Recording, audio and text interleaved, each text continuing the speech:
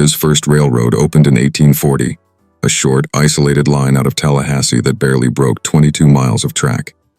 For almost 20 years, Florida railroading meant scattered, speculative lines reaching north from places like Fernandina, Lake City, and Pensacola into Georgia, rather than binding the peninsula together. After the Civil War, investors start stitching these fragments into real systems. By 1861, mileage jumps above 480, enough to tie inland cotton country and timber camps around Tallahassee, Gainesville, and Lake City to deep water harbors at Fernandina and Pensacola. On the Panhandle, lines link Chattahoochee and Apalachicola country back to those ports.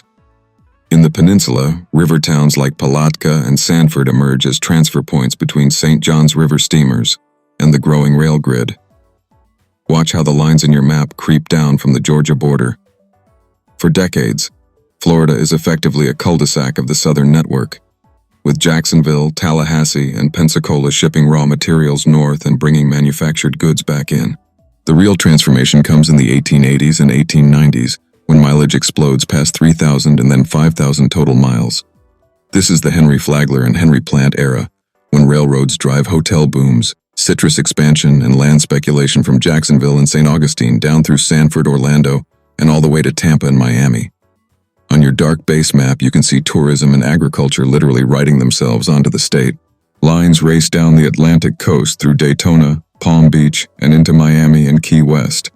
They push into the interior around Orlando, Sanford, Lakeland, and Plant City, and throw branches toward phosphate mines and lumber mills near Tampa and St. Petersburg. By 1911, more than 5,900 miles of track lace Florida, turning what was once frontier into a rail-subdivided real estate machine, with Jacksonville, Tampa, St. Petersburg, Orlando, Sanford, Pensacola, and Miami as the major hubs. In just 2 human generations, railroads compressed travel times from days by wagon and riverboat to overnight sleepers between Jacksonville, Tampa, Orlando, and the rest of the South. Before all that steel, Florida's real highways were water. From the 1780s on, shallow draft steamers worked tidal reaches of the Suwannee, Apalachicola, and Caloosahatchee, using the tide itself as free propulsion on the lower miles you see near the coast, feeding ports like Apalachicola and later Fort Myers.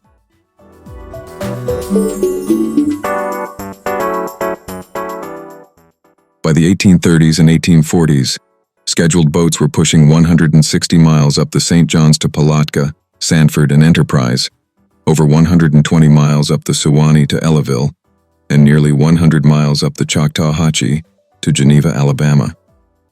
Each colored river segment on your map represents a practical limit, the exact point where depth, sandbars, and bends finally beat 19th century engineering.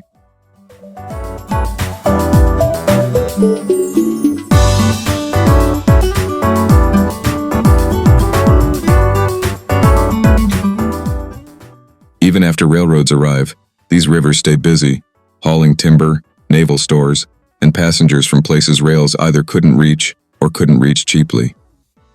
In your animation, the steam routes are the ghost network under the rails, the watery grid that made the later rail boom.